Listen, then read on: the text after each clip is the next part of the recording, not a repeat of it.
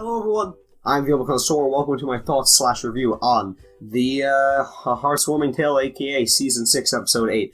To sum this episode up in one word. Songs! This episode had a lot of songs, and the songs drove the story. Hey, I'm Jewish. This is a good episode.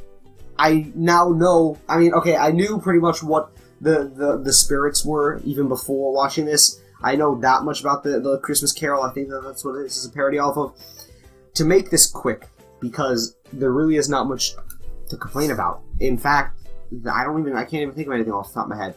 This episode was powerful and does accurately show what the true meaning of Christmas and Thanksgiving and even Halloween. It's basically just holidays in general.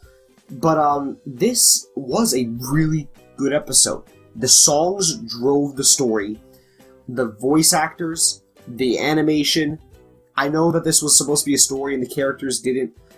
I know that the characters were representing characters in the story. Like Pinkie Pie wasn't Pinkie Pie; she was the spirit of Christmas or Hearthswarming present. And Luna was Hearthswarming yet to come, aka future, and Applejack was past. You can get the references, right? Applejack singing about seeds of the past, and she works at apples, and being country work is sort of like an old.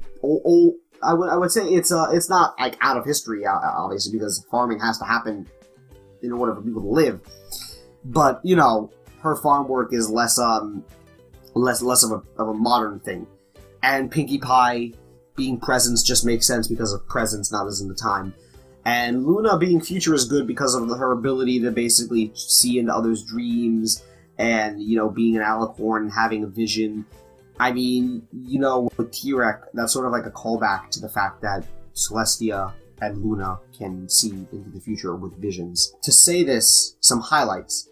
Luna's voice in her song was extremely powerful. Applejack's voice in her song was just all around good. I love the funky and upbeat feel of Pinkie Pie's song. I'm partial to horns and jazz and such, and it had that kind of just like a very, very upbeat feel, and I love that. Starlight's songs, the times that she sang in the beginning as Snowfrost and in the end as Starlight, was very good. I liked the sort of callback to the Candlelight Wedding, when Snowfrost basically had this sort of like I would say like serenade kind of a song, and it ended with a fade to black on her eyes. That is key to Chrysalis. Chrysalis did that, so I immediately thought of that. All around, it was a really good episode, tightly packed. Animation was great with those Wendigos, with the snow coming behind Starlight. It was really good, and I have to say bravo. They said that this was the best episode that they've made all around best episode, like they tweeted this. And I can't disagree. I know that a friend of mine says that No Second Chances is still better. I like that it's a redemption episode, No Second Chances, but this is just, it's a side episode. Has nothing to do with really, well actually no, it's not a side episode, because the whole point of this season is Explore Equestria, and we did explore Equestria by visiting this village and by visiting where Starlight was again. Or, well, Snowfrost.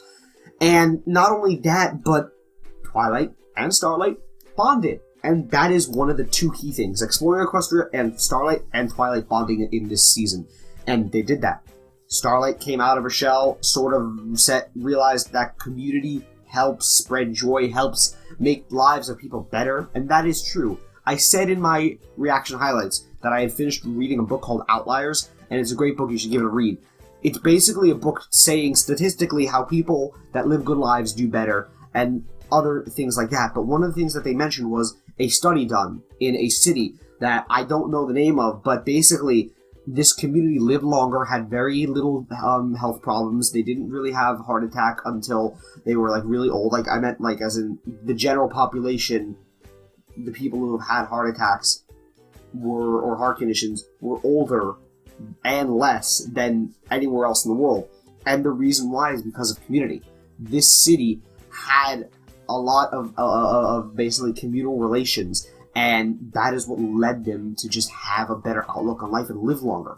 It has nothing to do with genetics. It has nothing to do with like surgery or any type of like medicine. It was community. And that is the point of the holidays, is to form a community, form a bond. It's not about the tradition. For example, Christmas, it's not to basically say, oh, you know, Santa exists and he still exists and he's meant to like give gifts to all of you. And the whole thing of Christmas, again, I don't know a lot about Christianity, but, you know, the whole point of holidays is not the quote-unquote legend or myth or real story if you believe in it. It's to enjoy your family and to be with who you're with. And with that being said, I truly love my family, both in real life and just as much, if not slightly more so, online. The two people who I know, Summer and, of course, somebody who I have yet to mention named Frozen Gem, they're people who I know on Skype, and they're my family. And frankly, I love spending the holidays with them as much as I would in real life. And, you know, while that can't really happen so much as in, you know, we can't go trick-or-treating or we can't have Christmas dinner or presents to each other. Well, I mean, presents at least. But the point is that family, community is what makes you strive. So, you know, to keep yourself sane, enjoy your family, enjoy your community. So, I'm the Connoisseur. I thank you for your time. And if you want to keep up to date, please subscribe and you'll be up to date on both my reaction highlights and thoughts and synopses and whatever I do. So, see you in the next video.